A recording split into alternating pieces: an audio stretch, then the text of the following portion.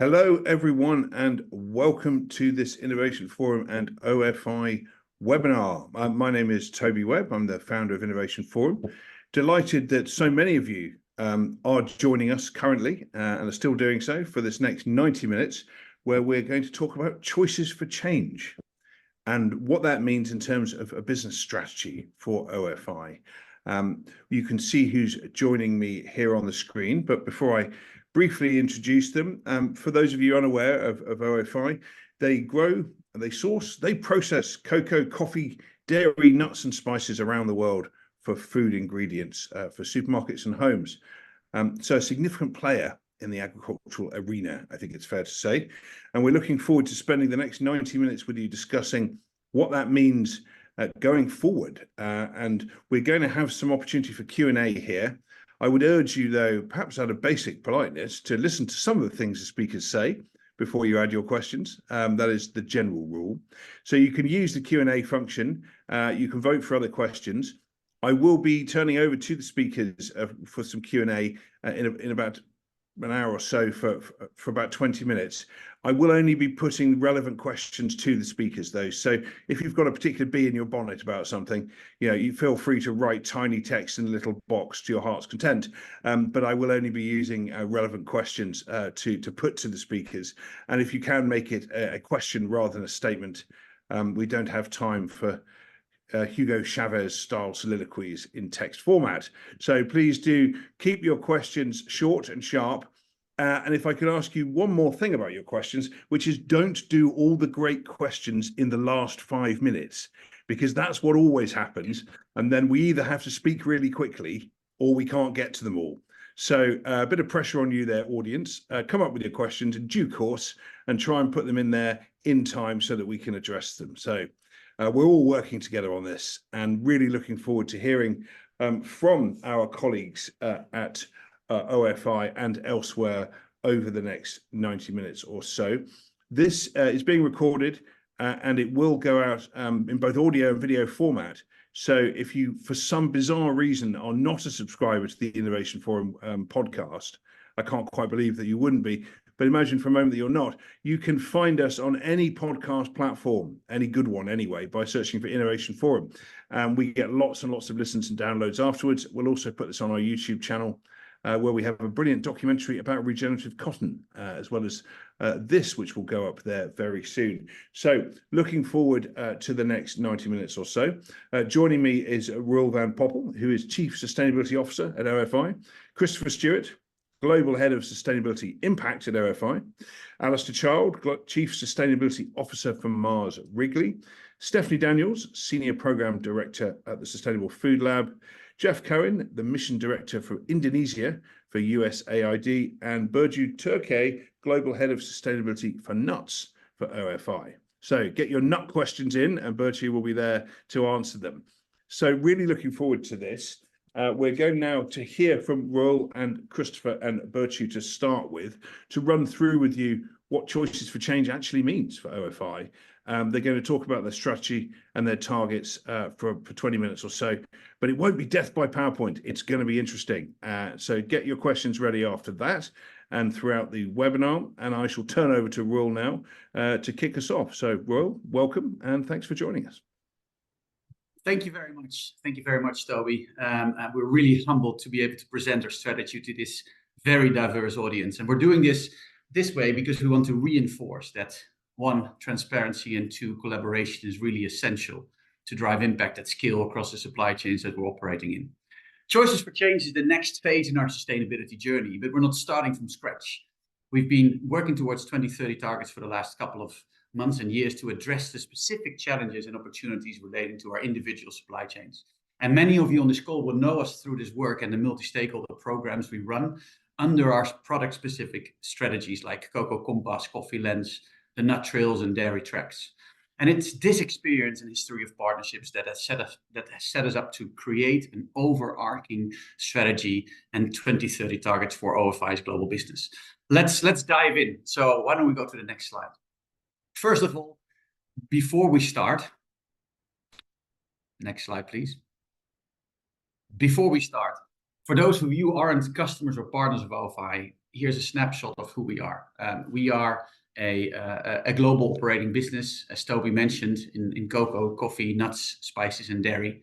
We source from millions of farmers. We had a revenue of $11.6 billion last year, and we operate in many different countries with a good group of manufacturing sites. I think what is key to note here is that it's not only that we're sourcing from farmers, we're also collaborating with farmers and providing support. So yeah, the global presence, the skill is very relevant for OFI. And we are proud actually also of being involved throughout the whole supply chain. Let's go to the next slide. So we as a OFI, we partner at every step to create real change from plant to pallet, whether that's sourcing from origins and sourcing from farmers directly.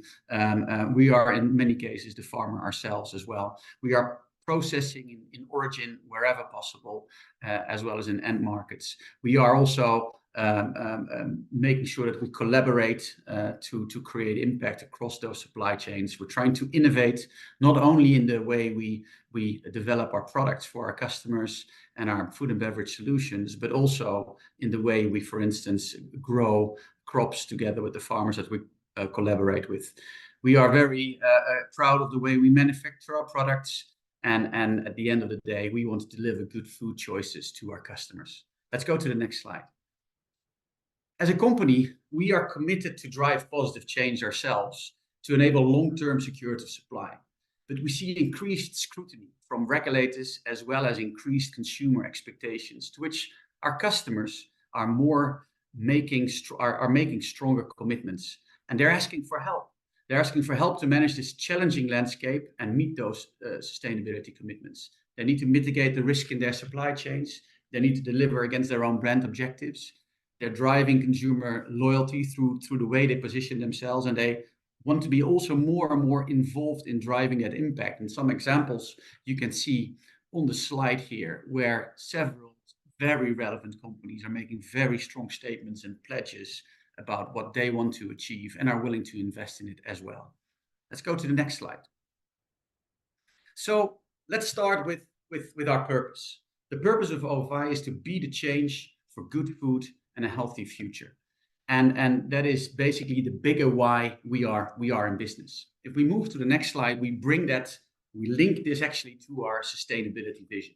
Our sustainability vision is to be the preferred partner for positive change. So the be the change element of our purpose comes back in this. But what we would like to become, and we realize we cannot do this on our own, we would like to become at a given point in the future to be that preferred partner for positive change. And every word is loaded in this slide.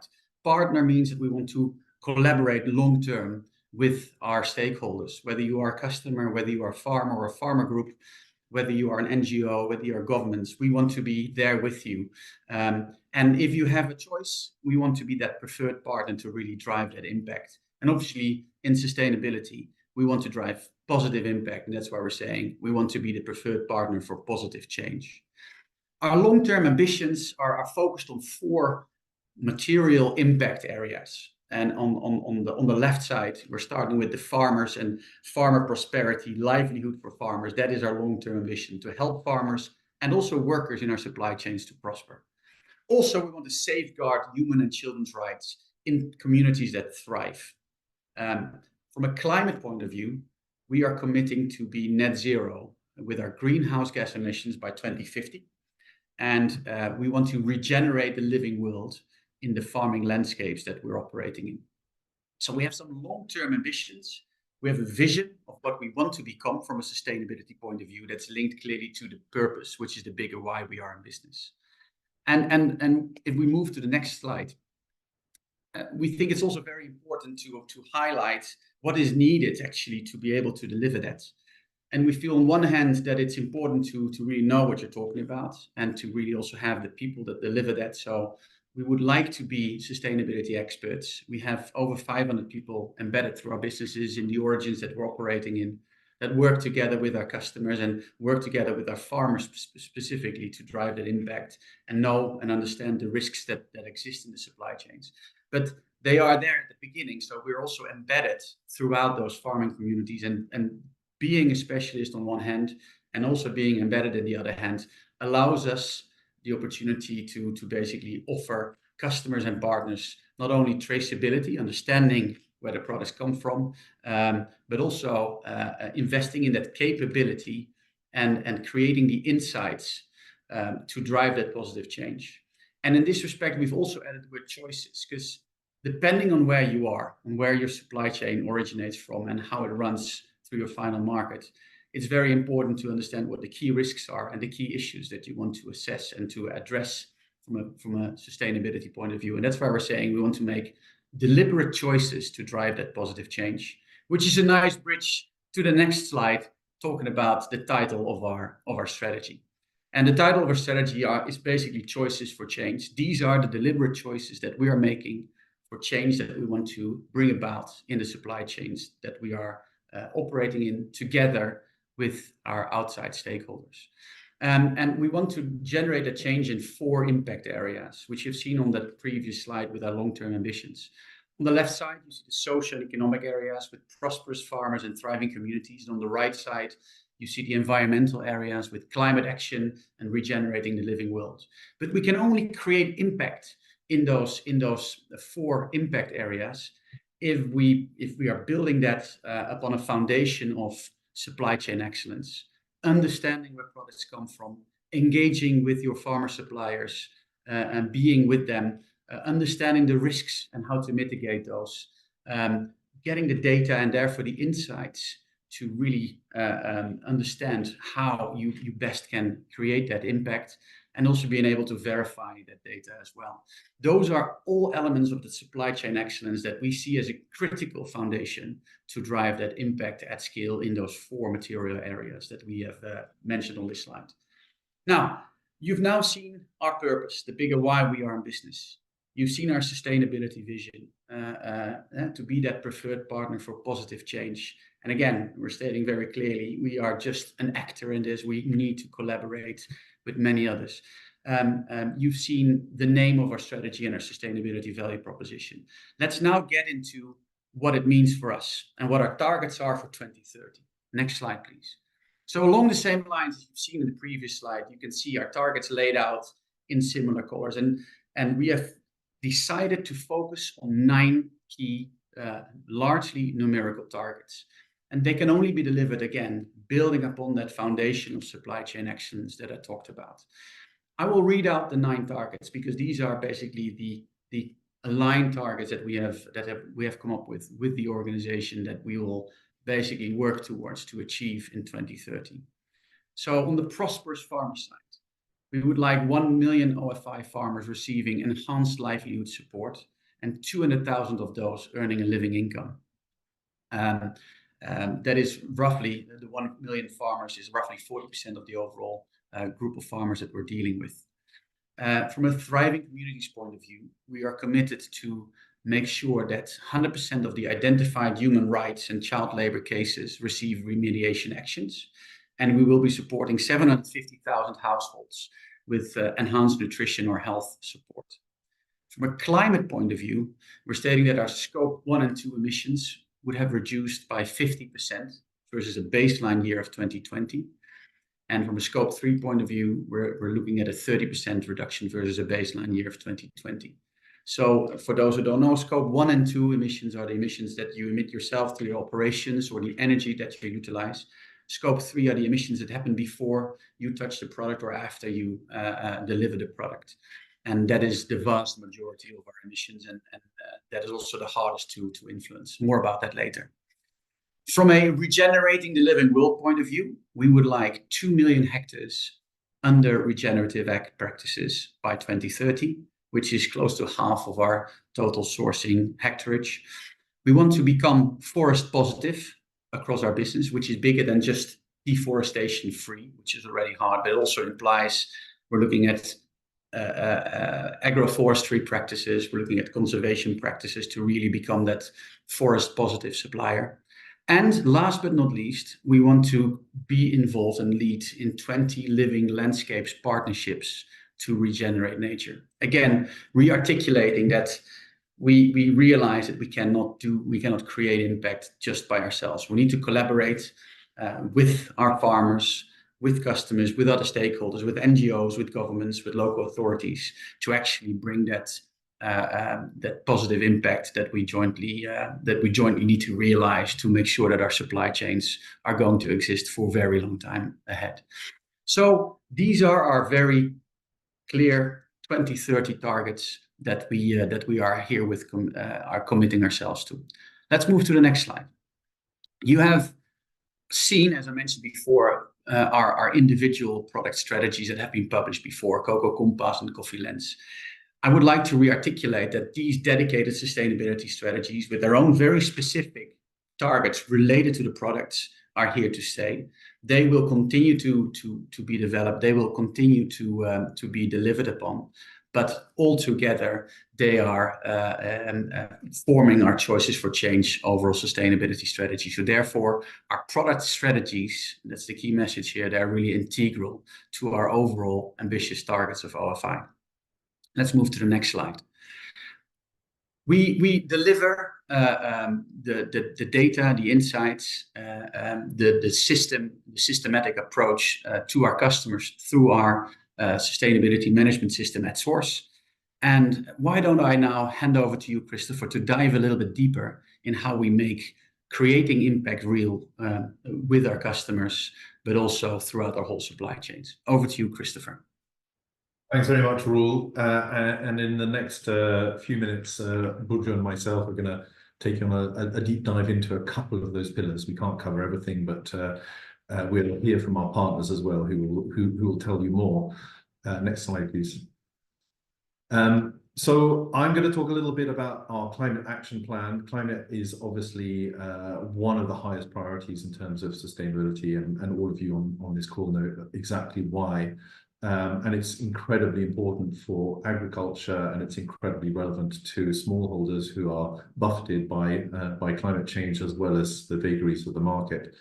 So we have a major challenge within OFI in that well over 95% of our overall greenhouse gas footprint is Scope 3, i.e. it's coming from the products that come from our suppliers. And as you heard, our suppliers include today about 2.4 million smallholder farmers. So really, in order to reach those targets that Roel just told you about, we're going to have to work with a significant number of smallholder farmers effectively to drive down greenhouse gases on farm in complex supply chains. So how are we going to do this? How do we really make it real? Well, for a number of years now, we've been collecting granular data on the sources of greenhouse gas emissions within farms and farming supply chains. And that's really getting down to not just things like farm size and yield, but also what do the farmers do on the farm? What kind of fertilizers? How much do they use?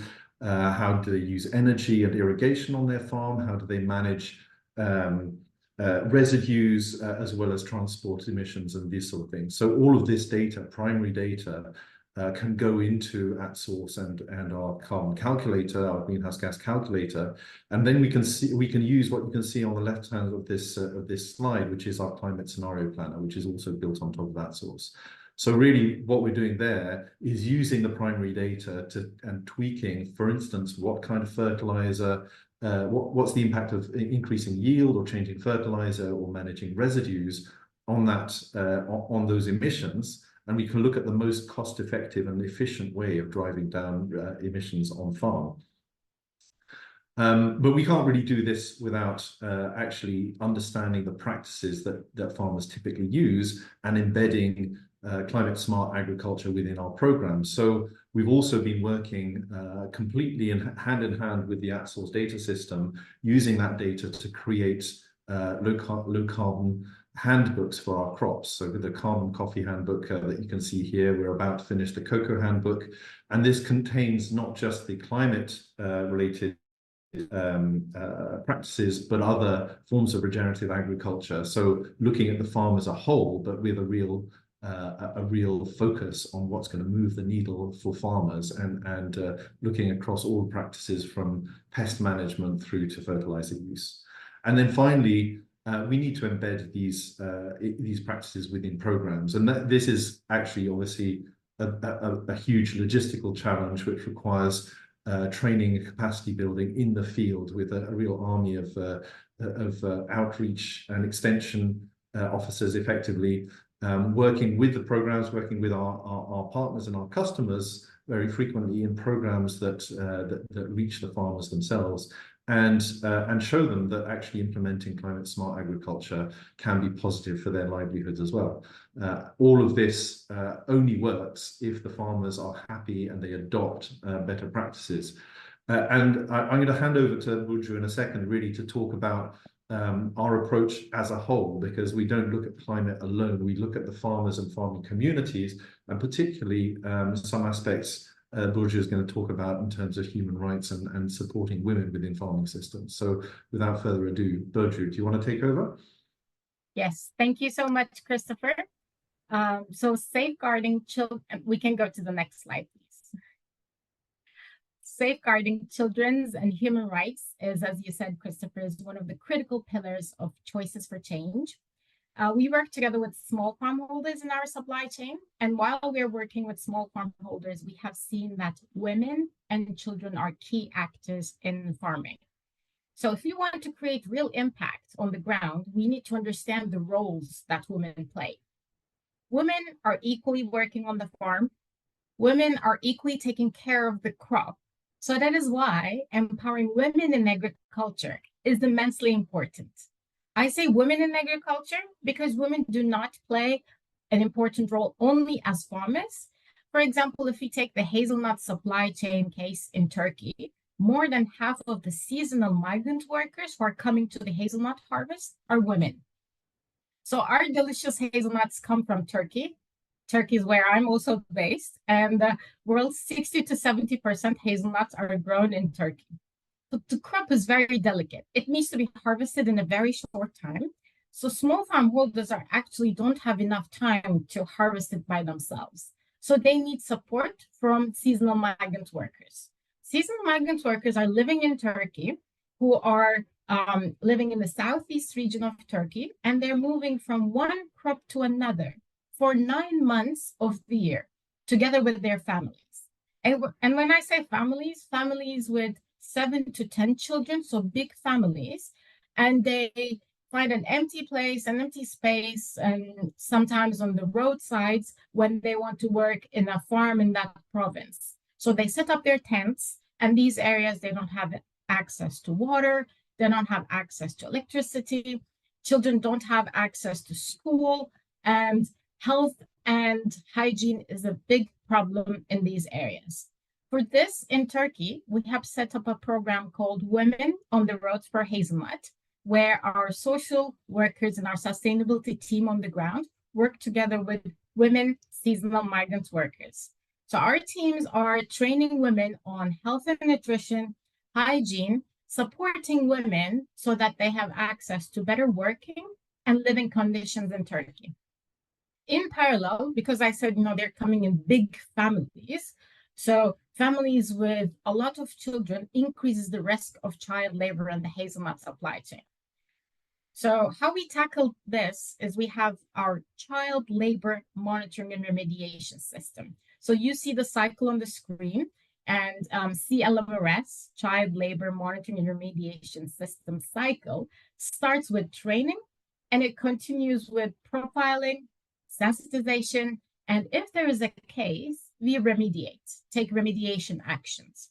In Turkey and hazelnut supply chain, our remediation action is opening up summer schools during the harvest so that the children of the seasonal migrant workers don't go to the farm with their families, but they go to school instead. So I would like to share an anecdote, which is really important for me. When I visited one of the summer schools in the Black Sea region, which is the north of the country, and it's in a city called Ordu. So I visit on the farm, and then I go to the summer school, and children were there. It was a break time. Some children were playing football, some playing hide and seek, and I had the chance to talk to some of the children. It is when I met a girl who was 7 years old. Her name was Aisha. So she was very shy. I was, asking her questions, but she was, giving me short answers. And I asked her if she liked coming to the summer school. She nodded her head, and I asked her, why do you like coming to the summer school? She said it was the first time in her life that she went to a school. So I was so surprised, but at the same time, I was so happy because thanks to the OFI sustainability program, we made an impact on her life. So summer schools are very critical in the hazelnut supply chain, but it's not the only remediation action that we do under child labor monitoring and remediation system. To date, our CLMRS covers 260,000 farmer households in supply chains of cocoa, cashews, coffee, and of course, hazelnuts in various origins. So safeguarding children's and human rights is an integral part of Choices for Change, so that girls like Aisha, for example, have the opportunity to go to school for the first time in their lives and hopefully continue their education. That is how we can create real impact in farming communities and make farming resilient. Back to you, Roel.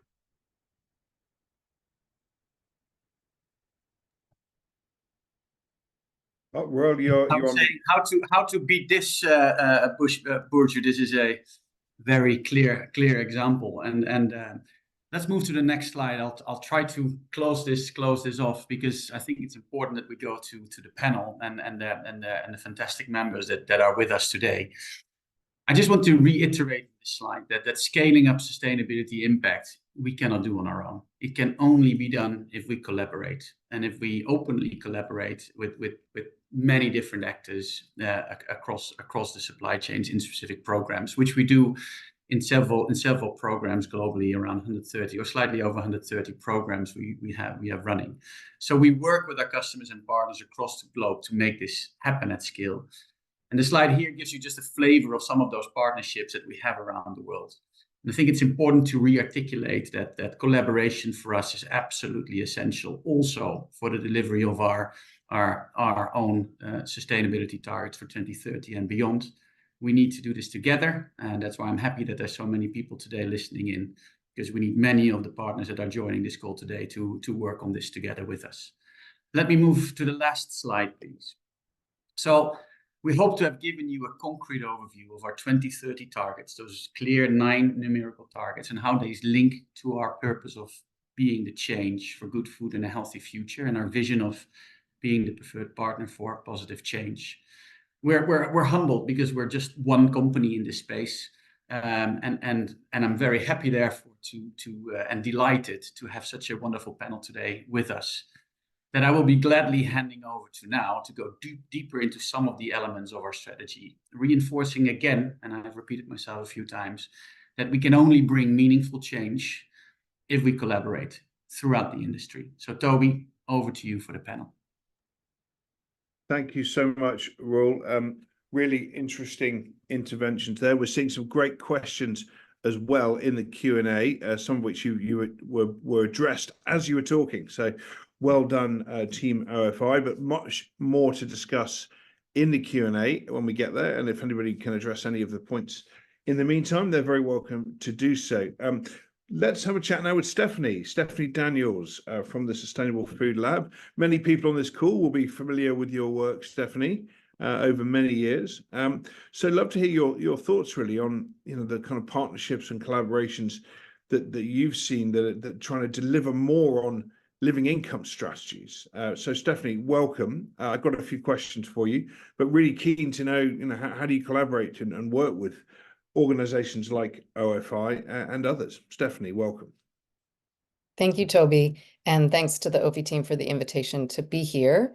So yes, I work with the Sustainable Food Lab. We're also one of the founding members of the Living Income Community of Practice. So that's an open global platform where we've been working with OFI and a number of other companies, governments, civil society, farmer organizations on this challenge of how do we collectively tap into the potential of agriculture and trade, particularly for those people who manage lands in emerging markets who may be dealing with lack of infrastructure, high levels of poverty, et cetera. So I think in the community of practice in particular, OFI's been very involved since the beginning, kind of bringing the key questions behind this challenge of how do we move farmers towards earning a living income and having sustainable livelihoods. So definitely applaud that for their engagement. And I would say, I think it is a unique responsibility of global trading programs. Those organizations, as we've heard today from Roel, Christopher, and others, of having boots on the ground, insights into the realities of different farmers, to bring that knowledge, both in terms of what's working, but also what's not working, what they need from partners to be effective and to move the needle on living income and livelihoods. Thank you. When you look at Choices for Change, Stephanie, what are your views on its level of ambition? Do you want to see more there? I mean, there are some big numbers ahead for the OFI team. Yeah, of course. I think all of us, including probably the OFI team, 100% everywhere. We want a fully integrated, holistic agriculture and trade system. But I think we all know this is these are huge challenges. And so when I look at, I'm primarily focused on their livelihood and living income goals. And first, I really applaud that there are clear livelihoods and income targets. I think we all know targets help to focus a company's staff. This is a large global company, a lot of different contexts you're working in. And so that's really important. I think it also signposts to peer companies, to clients, to competitors, to governments in the areas they work in, that farmer prosperity is really central and a priority. That's all really positive. I think when we look at incomes, farmer income, we want to also flag a danger that we've heard from many companies engaged in the community of practice, that having quantitative targets on 200,000 farmers earning a living income, that the company doesn't use that KPI as a way to concentrate your sourcing from larger scale and wealthier farmers. Of course, you have, the company has all different kinds of scale farmers in your different supply chains, but trade for poorer farmers or smallholder farmers is critical. And it is also fundamental for the other goals that the company wants to achieve, like regenerative agriculture and climate resilience. So I would encourage OFI to both continue to communicate about these goals and also ensure that you're using some of the aligned indicators that we've been working on collectively as a community, like looking at the earnings of the median farmer in a population, so that we're not picking the winners, but we're moving the needle for a whole population of farmers. Yeah, I have a lot more to say, but I want to be conscious of time. Thanks. Well, we've got a few minutes. So let me ask you, Stephanie, pace of change. What's your sense of acceleration over the last, say, 5 years?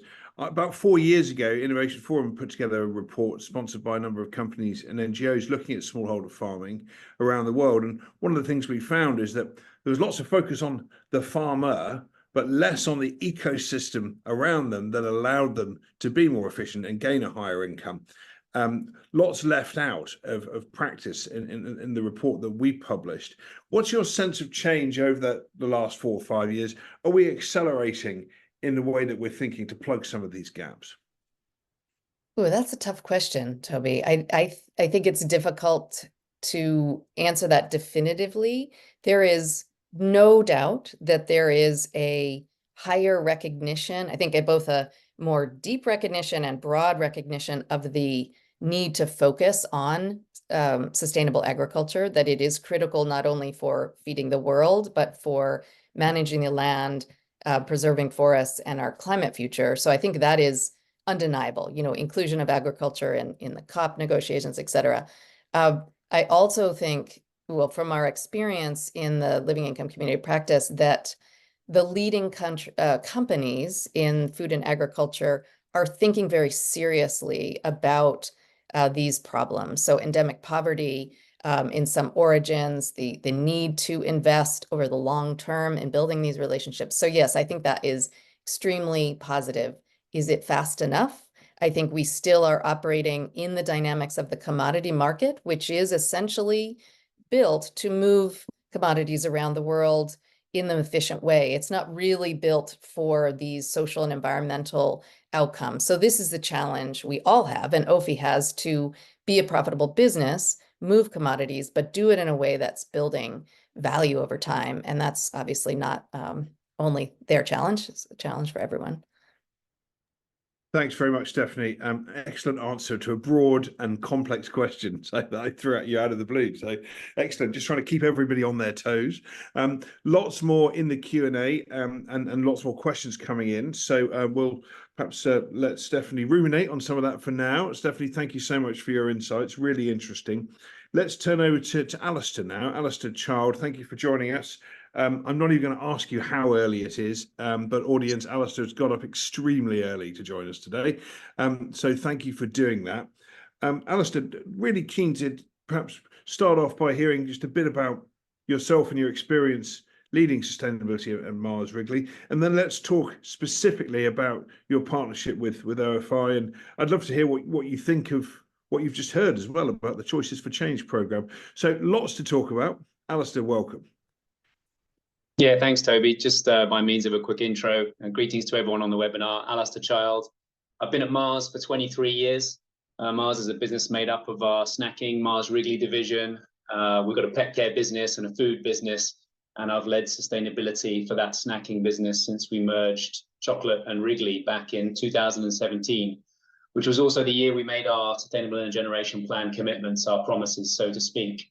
Been doing that for several years, 7 years now, and we've built some great momentum. I feel like we're starting to crack the code on how you actually deliver on those promises, turn them into performance, so to speak. I'm pretty proud that we're on our SBTI pathway, decoupled our emissions growth from our business growth, and are on that science-based pathway. Pretty proud of our environmental performances. My heart personally is in the social space, so linking to Stephanie there.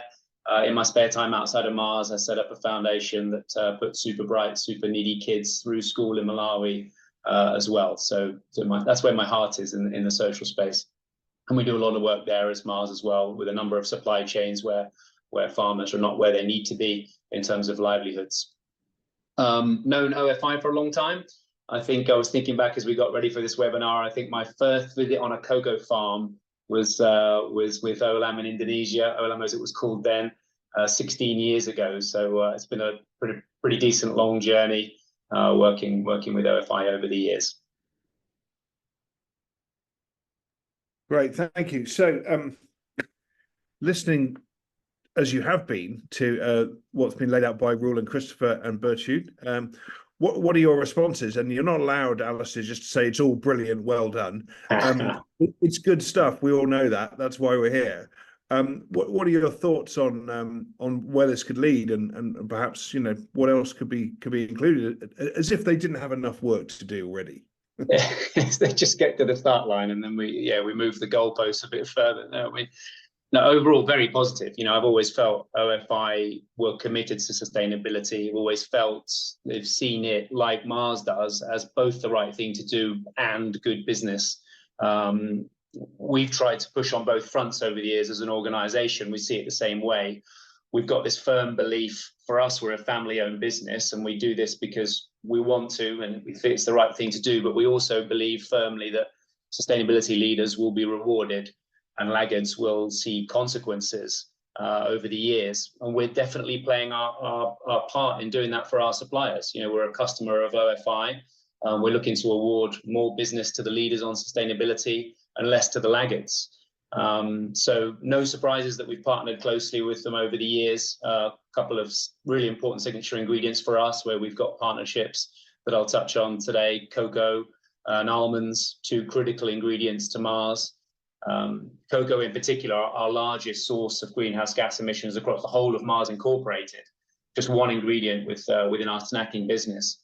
And we've worked closely to build a traceable cocoa supply chain with OFI, ensuring we don't source from recently deforested areas, and aligning all our data, all our GHG accounting systems with AppSource, which is their program, linking it into our systems So they've been a key part, along with other suppliers of ours, in helping us make a fast start on our decarbonisation journey with our largest source of emissions.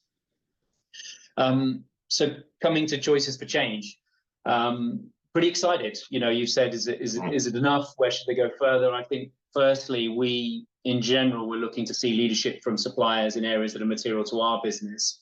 And we're pretty happy with the overlap here. For us, our priorities: climate change, circularity, human rights, and poverty. And you can see a strong overlap there with the choices for change: prosperous farmers, thriving communities, climate action, and the regenerative work we see as part of our climate program. So good overlap. Perhaps no surprise, we're an important customer to OFI and a customer that's putting our money where our mouth is. Getting into the specifics, we think when it comes to climate change, we call it net zero done right. You know, is a supplier or a peer or any company including all of their emissions? Are they marking progress with milestones, not just talking about 20-year horizons? Are they performing today? We have a phrase: decisions and action that's made today reverberates tomorrow. So yes, pleased to see 50% scope 1 and 2 reductions by 2030. 30% on scope 3. For ourselves, we've got a 50% for all scopes, so a little progressive there. But we like to be a leader in the sustainability space. But we're pretty sure that OFI will partner and help support us on that. They've been very, very good in that sense. One highlight I think to call out when it comes to livelihoods and poverty, pretty inspiring. There's not many companies that have set out with an ambition on living income. A clean ambition on living income. You could say, is 200,000 farmers enough? We talked about this in the run-up to the webinar, Roel and I. Roel talked about 1 million farmers, which are 40% of their footprint, and aiming to get 200,000 to a living income. You can look at that both ways. I think it's realistic. This is one of the hardest impact areas I think companies face, tackling poverty. So to say that within 6 years from making an ambition, you're going to get 200,000 farmers there, I think is a meaningful start. And I think the value might be not in the fact that that's 1/5 of the million that will be worked with. The value will be in the learnings and the rich experience that will be built ready for scale after 2030. So, you know, perhaps some expectation for us for scale after 2030, but let's get going is more important than anything. And then I guess the final message, which is one where perhaps we'll look to see what happens, is it's really important we see co-investment from the big agriculture companies like OFI, not just passing on costs to the brands, expecting the brands to pay more. You know, ultimately, in the end, both of our businesses are dependent on farmers being successful, farmers being more profitable, more productive, allowing them to attract premium prices for their products. And we both win if that happens for farmers. So let's both invest in supporting getting them there. It's all sort of, we have a phrase at Mars that it's all about performance over promises. You know, a lot of companies get celebrated for the promises they make. And in fact, you can actually be growing your carbon footprint and be called out as a this or gold that or ranked top 5 the other company. And we think in the end, the promises don't mean anything unless they're backed by performance. We've got to walk the talk. A ton of carbon emissions reduced today is worth 10 tons reduced in 10 years' time. So this is about what happens now. And we'd love it if all those ratings, rankings would simply focus on performance. What can we do? We can basically make that how we work with our suppliers. We'll measure our suppliers on performance and play our role in driving change that way. And how do you see those incentives evolving, Alistair, from a Mars point of view? You know, the classic problem, you know, many years ago is the sort of brands that kick it down the supply chain and not pay any more. I mean, that's changed a lot, and you've made some really interesting remarks around that. But going forward, you know, to 2030 and beyond, if you had a crystal ball and you were in charge, how would you see the evolution of that from a brand point of view taking hold further? What more could you do? I mean, preferential, you know, treatment of suppliers is one thing, but what else? Yeah, I think it's look, it's about partnership. Roel said that at the start in his tee up, but you've also got to invest. In one of the little snippets he had of 3 of his customers, I think it was Aldi, Mars, and Walmart.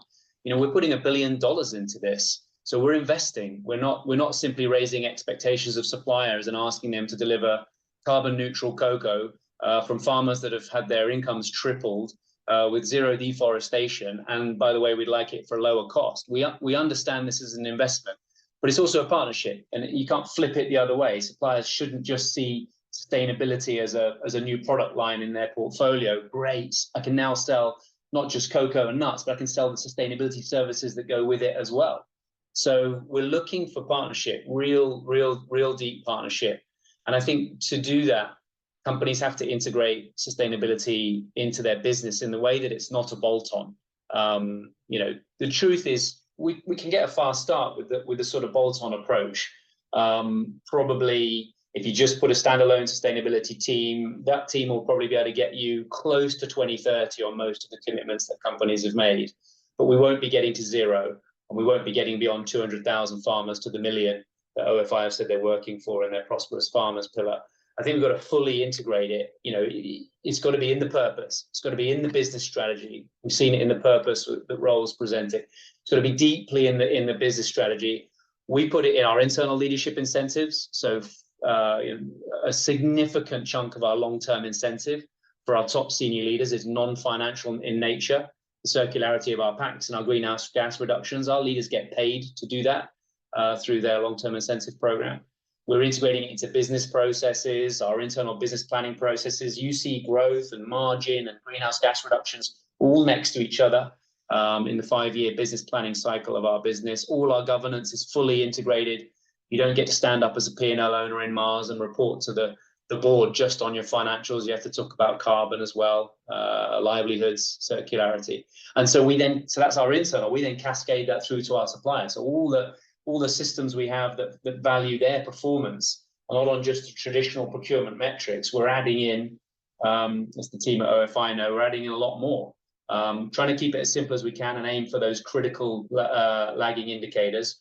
But yeah, that's how we value our business. And we've integrated, we have a Mars signature sourcing methodology, MSSN, which puts a lot on our buyers' shoulders, but they have to integrate sustainability into the partnerships with suppliers, absolutely. And I think, you know, go ahead, Toby. Yeah, I was going to go to partnerships, but go ahead. No, go. I was just about to ask about that. So go ahead, tell us more. Yeah, I think then it sort of comes back to the importance of partnership. You know, real partnership.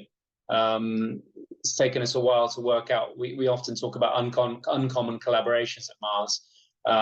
You know, at the end of the day, if a significant part of your emissions are in your extended supply chain, I think Rolls said it was 90% for OFI. For us, it used to be higher. We've got it down to 70% by a lot of the work we've done in our extended supply chain. Then you've got a partner, and suppliers are probably, for a company like ours, the most critical partnership. We need a very broad range, but you know, with that level of impact in the supply chain, it's critical. I think we've probably got the solutions to get to minus 50% emissions reductions by 2030. They exist. We know how to do them. Last year, Mars, we made a net zero roadmap to minus 50% by 2030, and we kind of surprised ourselves. We mapped all the activities and realized that even if you leave the super hard ones out, and you take the moderately hard and the maybe easier activities, we can get to minus 50%. There's a path there. So let's partner and get on with doing that and show our suppliers that if they do that, they'll grow their business with us. The second kind of partnership is different and interesting, which is what about the solutions we'll need on January the 1st, 2031 to get to zero, the technologies that we don't have in hand today. And that's exciting to see suppliers investing in those areas too. I think, you know, we've got a number of partnerships here with OFI. There's a good one with Jeff, who's speaking. They're leading some work with USAID, a number of our peers in Cote d'Ivoire and Ghana on climate smart agricultural practices. But maybe a fun one that you hear less of from Mars that talks about what I've just been saying is in almonds. We've been thinking about how do we grow almonds in a more regenerative manner. Some of the technologies exist, but some of them don't. As I was saying, some of them are straightforward regenerative agriculture techniques, cover crops, etc. But some things haven't been proven before. Off-ground harvesting. Normally when you harvest almonds, you shake the tree, let the almonds hit the ground, sweep them up. There's huge dust clouds. It's not good for the soil. So we're working on what if you shake that tree and catch those almonds before they hit the ground and harvest them that way. Those are new technologies. You need to work on the business case for the farmer, how to do it well, making sure you're managing unintended consequences. And, OFI is the kind of company, when we shared the desire to work on almonds, they jumped at it. The Kind Almond Acres Initiative was born. And, we're working with OFI on 500 acres in California in this case. So, I think that's just a good example of both working on the things we know how to do now. Let's get on with it, reward suppliers for deploying those programs. And then on the new technology, partner and help our suppliers get through the innovation phases until we've proven something ready for scale. I don't know when you want to jump to it, but we've got a video that brings that to life on the ground, not just about me talking from a corporate perspective, but when you're all about performance rather than promises, we can hear from some farmers on the ground in California with that video. Let's move to that. And if you had said to me 5 years ago, let's show a corporate video on something like this, I would have said absolutely no way. And it's testament to how things have moved on that I think this is really quite interesting. And the fact that a corporate video can actually be interesting it really does show us just how much things have moved. So let's have a look at this and kind of bring it to life. Thank you. At Kind, we make incredibly tasty snacks, but we don't make the almonds themselves. That's Zach's job. Technically, we don't make almonds either. We grow them. Oh, right. We want to find out if there are any ways we can make almond farming more sustainable. So we recently launched the Kind Almond Acres Initiative. It's a 3-year partnership between Kind and OFI. We're combining some new technologies with best practices from regenerative agriculture, or Regen Ag, as the kids are calling it. Are they? Yup. Regenerative agriculture is all about combining new and old farming techniques to help build soil health, biodiversity, and water resilience. For example, between rows of almond trees, there's typically just dirt. So we're helping farmers plant a variety of cover crops in these rows to see if we can improve the health of the soil, use less water, and attract pollinators, giving them a little appetizer before the main course, the almighty almond tree. We're also experimenting with organic materials such as compost and biochar, which looks like charcoal, but it's way cooler because it could help trap and store carbon in the ground for generations. 3 chars for biochar. Am I right? Nope. Okay. Next, we're getting into whole orchard recycling, also known as WAR. We pluck the trees at the end of their life cycle. We reincorporate them into the soil. And they'll be there to see the next generations grow and share their stories of what life was like before the war. Don't do that. I hear ya. Alongside these regenerative practices, we're also doing tests in subsurface irrigation and off-ground harvesting because we are determined to make almond farming better for our growers, better for you, and better for our world. Is it okay that I ate this? Go for it. So let's do the Kind thing. It's gonna be nuts. Nope. Come on, Zach, I had to. It was right there. Thanks, Alistair. That was pretty good. We can have some questions about this, and I noticed one of the top questions, which will be perhaps for you and for Christopher Stewart in the Q&A session, is the inevitable question we always have to answer, which is, what is your definition of Regen Ag? And that's in there in the Q&A.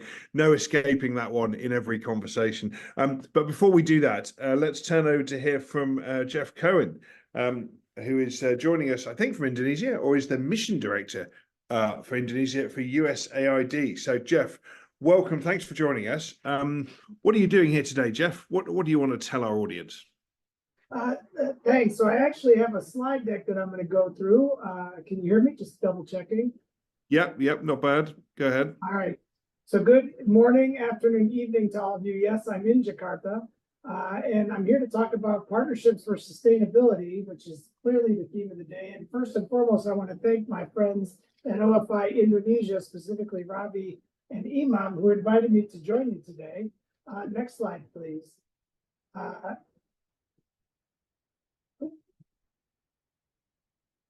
Just a little bit about myself. I'm from Detroit, which, if you know anything about Detroit, it's a city that hit rock bottom and is coming back. It's a picture of resilience after a fall. And I think it's very important to understand that it's not just an agricultural sector that you got to look for sustainability and regeneration. Those are the universities I went through. But the most important part of this slide is where I learned about international development was at the base of that beautiful mountain, and where I learned how important shifts in climate are to farmers. I worked in Bolivia at the base of Illimani. Well, the base was at 11,000 feet in a valley. But nonetheless, I worked with farmers and families that were trying to eke a living out of potatoes and corn and other things in a place that's extremely vulnerable to climate change. So I learned firsthand some of the struggles that farmers across the world are experiencing. Next slide. So after that, I was in the Peace Corps at the time, and I left the Peace Corps in Bolivia, joined the Peace Corps in Honduras, and then eventually joined USAID just about 20 years ago. For those who don't know, the United States Agency for International Development is like the first conglomeration of U.S. foreign assistance work together in one place. In 1961, President Kennedy signed the act. And our purpose is to build the capacity of partner countries to achieve their own development goals. And we do so currently in 80 countries around the world. In Indonesia, we support programs that are focused on local governance, preventing corruption, protecting the climate and the environment, promoting sustainable growth, strengthening higher education, and of course, supporting Indonesia's health sector. Next slide, please. Today, USAID plays a crucial role in promoting positive change, and I really like the terms that are being thrown around today by OFI and Mars: choices for change, performance rather than promises. I think these are right up where USAID is looking to engage. In our view of embracing change, we're focused on adaptive programming, innovation technology, of course, partnerships, another a term that has been floated around quite a bit tonight, evidence-based decision-making, and local ownership and sustainability, which sustainability really ties the room together. And adaptive programming, we focus on making sure that as the environment changes around us, we're adapting what we're working on, how we're working on it, how we engage with the communities and our partners. Of course, innovation and technology, we're looking for the next big things that we can collectively invest in with our partners. And partnerships, we want different types of partners with different types of actors, whether it's government, academia, or the private sector. There's always new ways to learn from others and to share resources and experience to move things forward. You can't do so without clear evidence and science-based decisions. And then with USAID and under Samantha Power, we're increasingly more focused on building that capacity at the local level, but also letting the local level lead the development outcomes that we're trying to achieve. We're not preaching, we're supporting, we're partnering and working together with local organizations and local communities. Next slide, please. In 2022, USAID came out with a new climate strategy with a commitment to support 500 million people to adapt to the negative impacts of climate change and prepare for the future. And I want to hold us to the same thing Mars holds its customer or its suppliers to, performance rather than promises.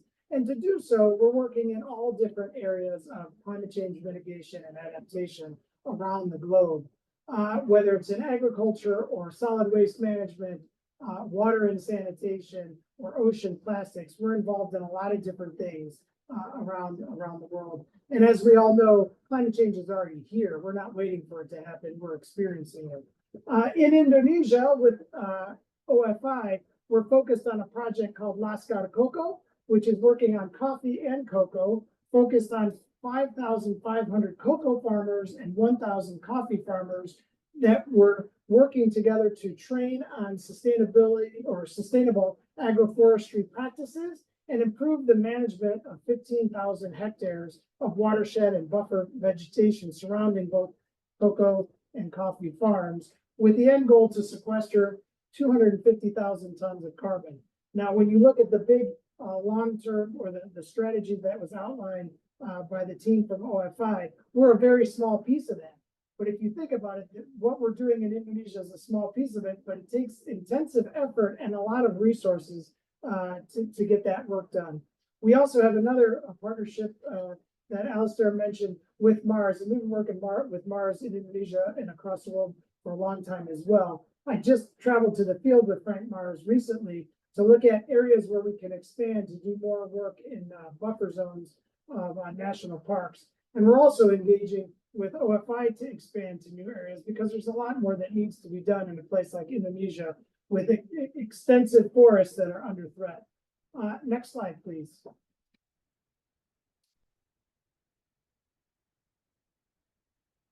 Next slide, please. Oh, here we go. Sustainable landscapes. So here you have a forest that was a thriving ecosystem that was deforested and is now challenged.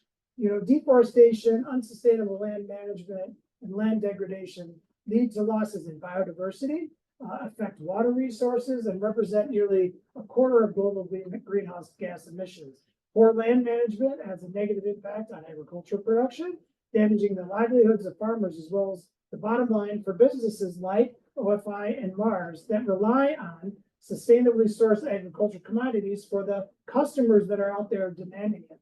And to me, it's really important.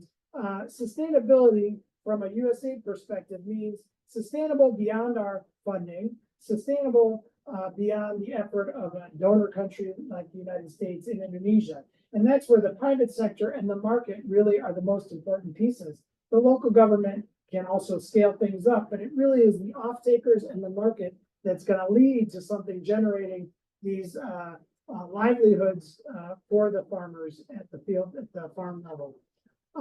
Improving land use management also reduces greenhouse gas emissions and increases carbon storage, whether it's through biochar. I was just visiting earlier today a project that's working on bamboo and how you can cut bamboo and use it for flooring and desk production, but then you can use the waste as biochar to really create a circular economy. I think there's lots of lessons learned across all agricultural commodities where you can do things in a more circular way and still improve livelihoods for those who depend on the forests, the coastlines, watersheds, etc., for their own productivity.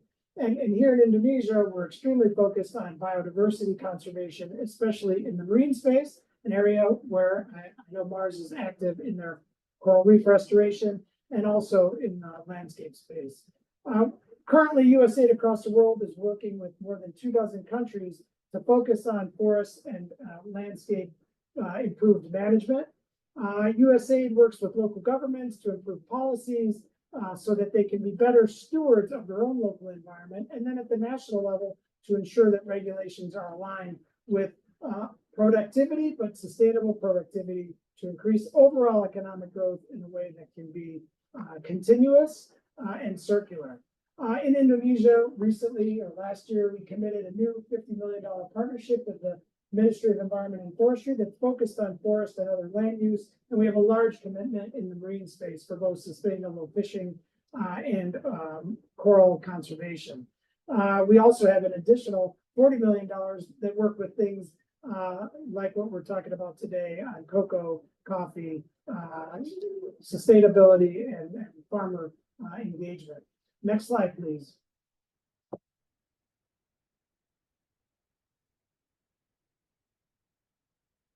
Next slide.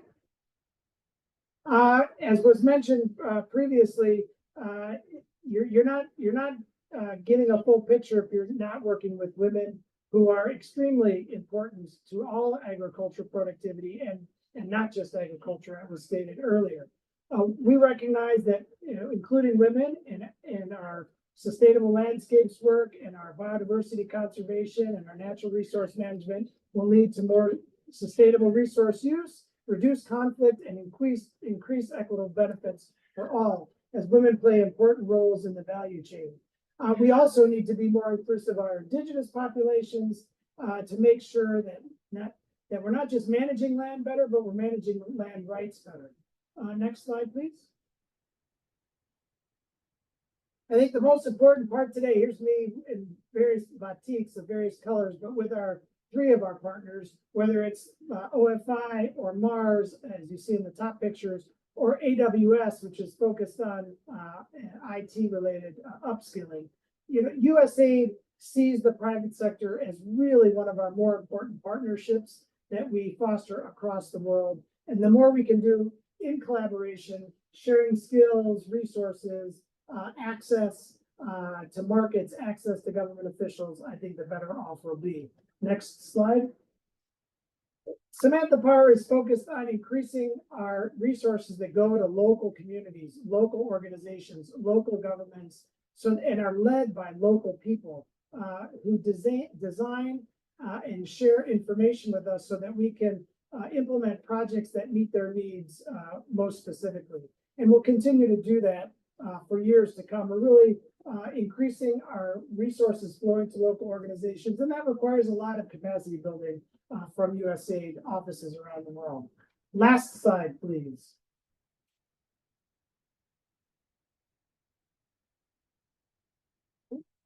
So this is me and the government of Indonesia officials, Pak Imam from OFI in Bajawa, which is an area where we're working on with women cooperatives who are producing coffee in a sustainable way, upskilling them, and they'll be part of the 5,500 farmers that we're working with here in 1,000 in coffee and 5,500 in cacao. Anyway, thank you very much. I'm happy to take a question or two. I know we're short on time though. Over. Thanks very much, Jeff. Really interesting overview. And the more eagle-eyed listeners would have noticed that Jeff has a Big Lebowski shot behind him on his desk and managed to drop in a Big Lebowski reference into his remarks. So congratulations, Jeff. Smoothly done. And thank you so much for that overview of the work that you've been doing with OFI and other companies. Really interesting to hear how that's evolving. So let's turn to our Q&A session now.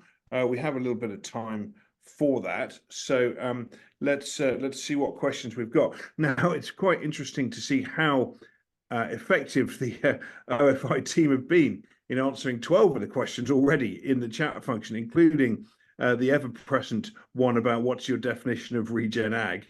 Thank you for that, Christopher. Multiple times that has been answered. And I think it's relieved to all of us to see very much in line with most other large companies' definitions, i.e. they're as a set of evolving principles to have performance measured against.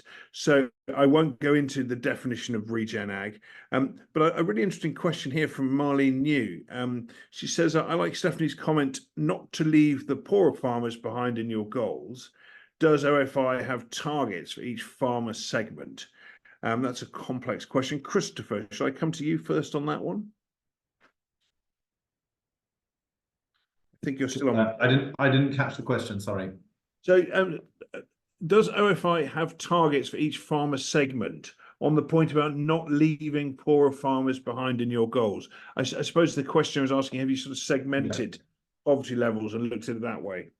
Well, this is a great question, and we absolutely have been working on farmer segmentation, because understanding the different sort of socioeconomic groups within a farmer population allows you to really tailor your response to them. So at the overall level, we haven't made targets for individual segments, because it really depends on the farming community. But we have pioneered a segmentation tool internally and trained our teams in different countries to use that tool and ask questions about the farmer population that they are sourcing from and servicing. And that's actually, for instance, in Ghana, we did a whole exercise with the Ghanaian team on cashew, and that allowed them really to ask the questions about who is benefiting from program support and tailor our interventions to those segments. So that's something that we're quite keen on building up, because really, we work, for instance, on coffee in Uganda. If you provide a one-size-fits-all tool to all the farmers, a lot of that effort is wasted. So, for instance, if the farmer is not properly pruning their crop, and you provide them with fertilizer inputs, the plants just can't take that up. So you have to start off with understanding who the farmers are and what their practices are, and then you can say, well, actually, we're going to take you through a stepwise program to help you improve your yield, your quality, and your return on investment. So that's really how we do it. We're looking at using and scaling up our segmentation approach to be as efficient as we possibly can in delivering our programs and having the best possible impact on their livelihoods. I'll stop there. Thanks very much. Any other panelists like to add anything on that? Stephanie, any views on to take that one further? You don't have to, but if you wanted to add anything, you're very welcome. I would only add that that data does show, and I think some of the OFI data as well, that some of the smaller farmers, say young people who've just gotten some land from their families, that kind of thing, can be some of the more entrepreneurial, innovative people. So I think that we, again, we don't want to use this living income quantitative target as a way to exclude people, but rather a way for us to ask, does it all add up? At the end of the day, will farmers be profitable?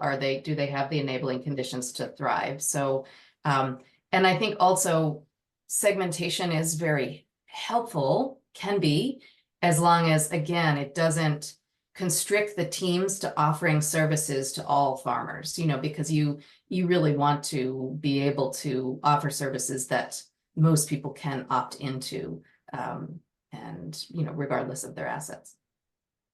Thank you. Anybody else want to add anything on that point before we move on? Yeah, I'd like to add 2 points, Stephanie, that you made earlier as well about us not focusing on the large-holder farmers and the smallholder farmers.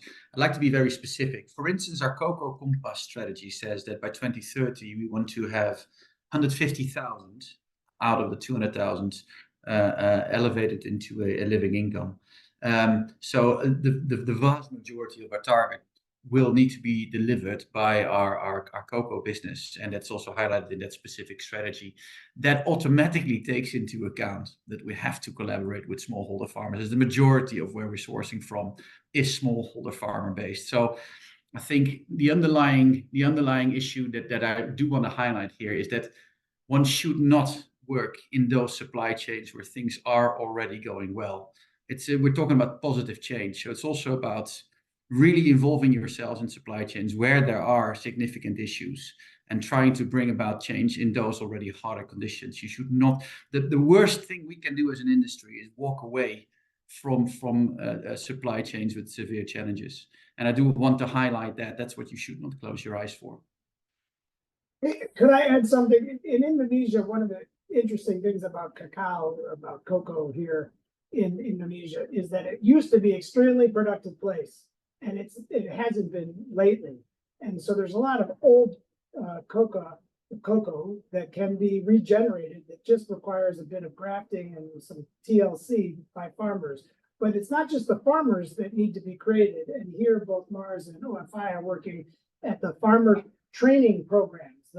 Those folks that can be entrepreneurial and do things like set up seed banks and do the pruning or do the composting. Mars calls them cocoa doctors, and OFI has another term of art for them. But there are entrepreneurial folks that can make living wages or become extremely, profitable in their efforts as you roll out programs that address farmer needs, further down the chain. Thank you. Well, lots of great questions here. Bertie, there was a question here about labour conditions and the hazelnut supply chain. I just wanted to give you the chance to offer a little bit more on that and how that your current work leads into the work you will be doing in the plan. So if there's anything else you wanted to say on that, perhaps let's go through that now. Thank you so much, Toby. Yes, as I said, seasonal migrant workers are the key actors in the hazelnut supply chain in Turkey. So under our Safeguarding Children's and Human Rights pillar, we are focusing on all the aspects of labor. So it's not only, I focused on women, but we're looking at it holistically on empowering seasonal migrant workers. So the families, both men, women, and their children as well. So one of the important things that we see is that the working conditions and working processes, we have seen that workers does not have access to their rights. They don't know how much money are they going to receive after they do the work. When are they going to receive their salaries? Is there a written agreement between the employers of the employees? So it is very important for us to work together with the migrant workers, train them on their fundamental human rights so that they're aware at the end of the work how much money they are going to receive. So OFI was the first company in Turkey who has established agricultural seasonal contracts.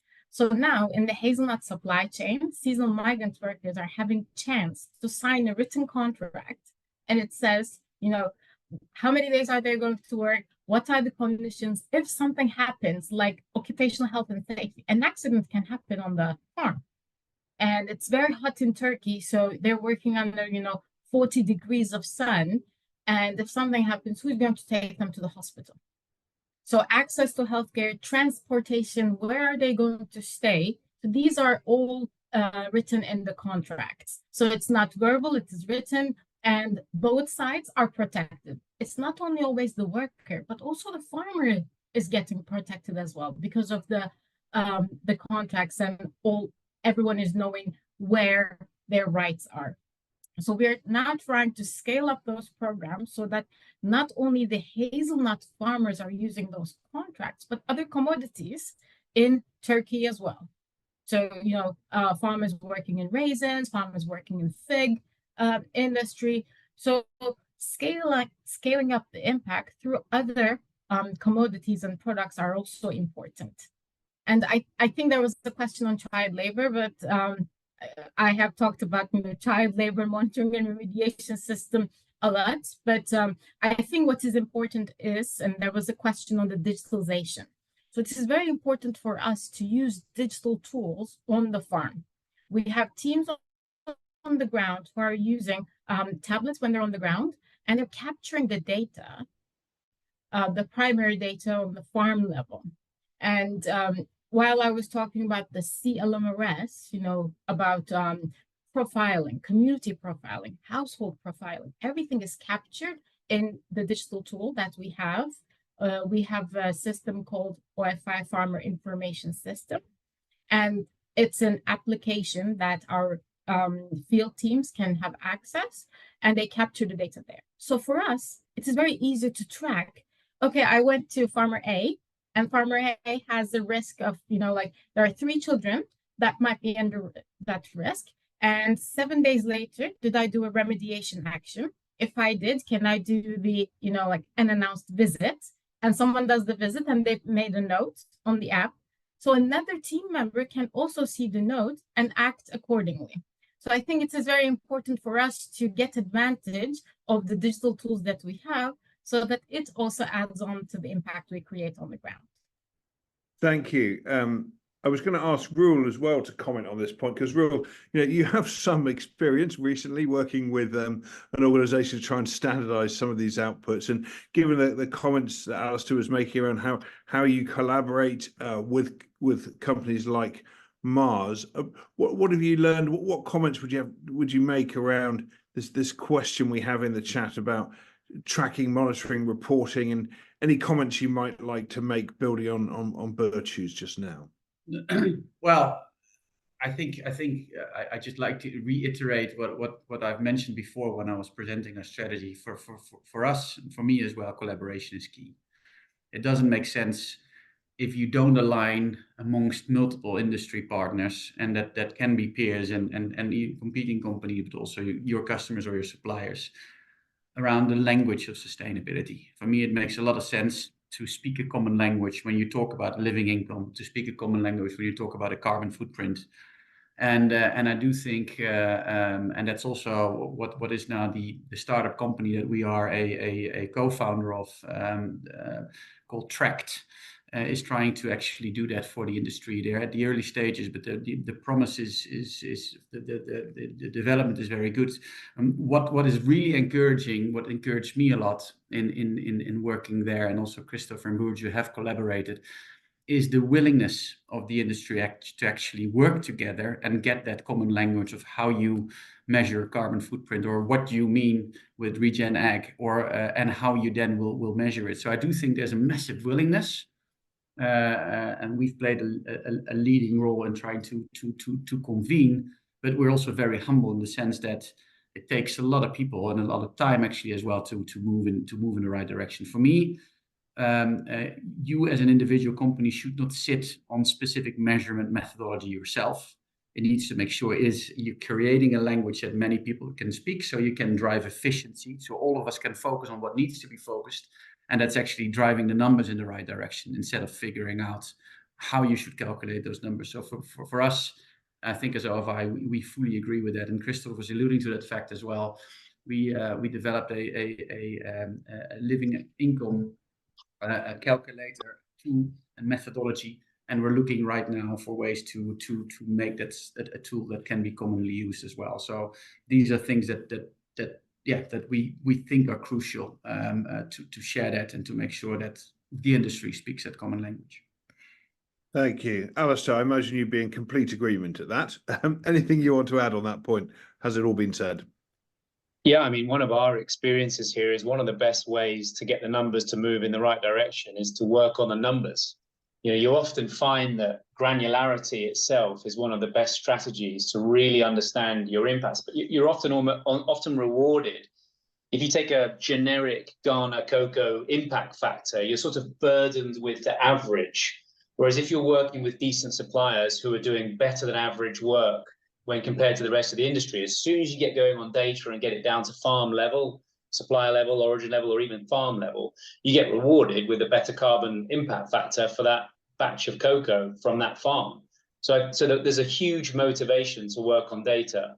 At the same time, I think it's so in its infancy. You know, every time I look at our systems and think, oh my gosh, we are so immature on our journey on sustainability data, we look up, phone some outside service providers and realize that actually the rest of the industry is not in a very good place either. And we've had to invent many of our own data systems in the sustainability space. There's some that we use outside, but many of them we've developed. So I think that generally this is an area we all need to invest in, and we need to do it in a manner which doesn't create work for the next organization down the chain. And so there's no point Mars making our world efficient on data, and then all of our suppliers have got to do different surveys for different customers on different KPIs, and they're rewarded differently. You know, the alignment of all of that is critical. I personally think we should get away from all the many activity indicators and just get into the bottom line performance lagging indicators. You know, how much have you decarbonized? How many farmers are at living income? You know, you don't need many to know if a supplier is doing a great job. So let's work on it, let's simplify it, and let's align it all would be my messages. And I'd like to that's also why we really trimmed it down to nine largely numerical targets. And obviously that doesn't not take into account the importance of water, for instance, in an almond supply chain or in an onion supply chain. But what we've said is basically across our businesses, these are related to the most material impact areas, and that's where we want to really achieve that impact. So we forced ourselves, Alistair, to focus. Thank you. Here's an interesting one that's coming up more and more around regen. Christopher, let me put this to you initially. Nutritional content and regen, kind of a holy grail, isn't it? If that works, there's an awful lot of benefits out there. In your experience, Christopher, any emerging link here? I think we all want the answer to be yes, but you're a man of science, I believe, amongst other things. So what are your thoughts on that so far, Christopher? Yeah, thank you, Toby. I think there's a lot of research going on, but it's not yet conclusive. And we've had 20 years or more of research on organic foods to see whether organic foods are richer in nutrients and minerals and so forth. I don't think that's necessarily conclusive, but I do think that customers and consumers really do want more and more to understand where their food is from and how it's produced. And all of this sort of insistence and focus on more data is going to create a lot more transparency. And hopefully, I mean, we really hope that consumers will demand regenerative agriculture, not because we tell them that it's a good thing, but because of all of the benefits that come to the farmer and to nature in producing it that way. And obviously, there are some aspects, for instance, in terms of pesticide residue levels, where that's a huge concern from a regulatory standpoint and a consumer standpoint. And of course, Regen Ag can do a great deal to reduce the reliance on pesticides and herbicides, particularly because obviously healthy plants that are grown in a Regen Ag system are actually more robust and more resistant to pests and diseases, and therefore they don't really need to be drenched in various chemicals. So that's really a positive thing, and I think that we will see more and more people looking to Regen Ag to provide good healthy food. Thanks. And a slight variation on that theme, one for you, Stephanie. In your experience of Regen Ag, is it helping farmers earn more money in terms of input costs and output gains? Any link with your work around living income, Stephanie, that you've seen so far? Yeah, I think we cannot separate the two, actually. I think that's why I really like the commitments are shown as a package, because the transition to regenerative farming has to work out, whether in the short or medium long term financially for farmers, for them to continue to adopt those practices and maintain that system. Does it make more money? I think there are certain practices which are low-hanging fruit. Christopher, you mentioned pruning, for example, in tree crops. That is, of course, takes labor, machinery, everything. There is a cost, but there is, an immediate benefit. Other practices like a replacement of varieties, say, or integrating cover crops in the almond farm where you may need different machinery, does take a transition time. So I think that the questions we're getting in the audience, especially around the costs of regenerative farming, are really relevant. And I would say this is also a prime area for partnership with banks, with folks like USAID, others, so that we can think about, for a whole crop sector, what's the cost and the solutions of that transition. Thank you. If I may add just Jeff, go ahead.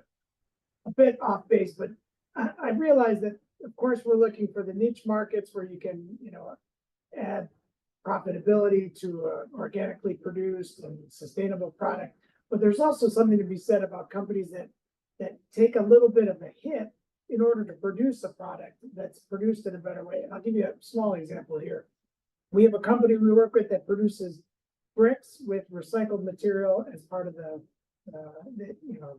material that's used to make the brick. And when this woman who runs this, Rebrick, it's called, company, was asked, well, do you expect somebody's going to pay a premium for your brick because it's produced with, the lowest quality plastic? And she said, absolutely not. I don't expect anybody to buy my brick at a different price point than the bricks I sell right next to it. What I'm offering is a product that's more sustainably made, that's doing something about the plastic that's polluting the environment. And so she created a product that's different at the same price point, at the same quality. And it costs her more because she's buying this plastic and adding it to the bricks and capturing in a brick for 50 years or however long the brick lasts.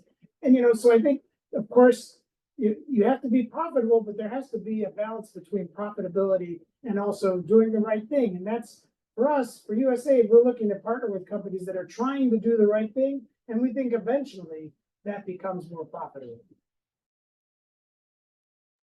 Thank you, Jeff. Well, we're almost out of time, so I'm going to turn over to Roel for some concluding comments. Roel, actually, there was a note here you might want to build into a closing comment. Somebody said, just what does 1 million farmers mean for OFI in terms of a global business? What's the sort of context with the number of farmers you're working on? So any comment you might have to make on that, and just sort of what numbers we're talking about now and later, and then perhaps any closing comments you have for the audience. I had asked you, I think, to say what you want the audience to take away, what you want them to remember from the last 90 minutes or so. So, Roel, over to you before we close. Yeah, just on the 1 million farmers, as I mentioned before, we deal with 2.4 million farmers globally. So 1 million of those is around about 40%. That we want to have receiving enhanced livelihood support by 2030. You can always talk about big numbers, Toby, but for me, it's actually one farmer at a time, right? It's about the individual farmer, and it's in the individual supply chain and in the individual challenges. And what Burcu and also, I believe also Alistair, Jeff, and Stephanie and Christopher have highlighted is that supply chains are very specific. You need to understand the specific issues that are going on within, or specific risks within supply chains, and you need to be present at the start, at the beginning, where the risks are the highest, to be able to generate that impact. I think the two key messages I'd like to land here is that We are coming out with a strategy. We are making commitments to what we want to achieve in 2030 as a company, which is a bold statement, and it also obliges us to indeed put performance over promise, which is something that we generally like to do. But the other message is we cannot do this without clear, open, transparent collaboration and partnership across the industry. And by sitting together in a diverse panel that I'm very grateful of, Jeff, Alistair, Stephanie, thank you very much for joining us today. We hope to highlight that for us, collaboration and partnerships are really key to drive that impact at scale. And we're at the start of a journey. We're super excited to really push it forward. There is a sense of urgency that we see, and we saw many questions also relating to current challenges going on in some supply chains. So we realize that as well. And we're optimistic that we can move the needle in the right direction. And we thank those on the call as well in advance for joining us on the journey and collaborating with us. So that's my closing message. Thank you very much, and let's hope we can move it all in the right direction. Well, thank you very much. This certainly seems like a significant step in that direction. So congratulations, Royal and team. Thanks so much to all of our speakers for an excellent last 90 minutes, and to you, the audience, for being a wonderful crowd with some great questions. We answered 17 of them live, which is, I think, a record. Well done, Team OFI. We will attempt to summarize and send those out in some way, shape or form. And the recording will be with you on every credible podcast platform very soon, as it will on our YouTube channel, where you can also see our recent documentary about regenerative cotton and how that is working out for farmers in India. So thanks again to the team at OFI and colleagues. Thanks to you, the audience. You'll be hearing from us all very soon, and have a wonderful day. Thank you and goodbye. Thanks so much. Thank you. Thank you very much. Thank you. Thank you.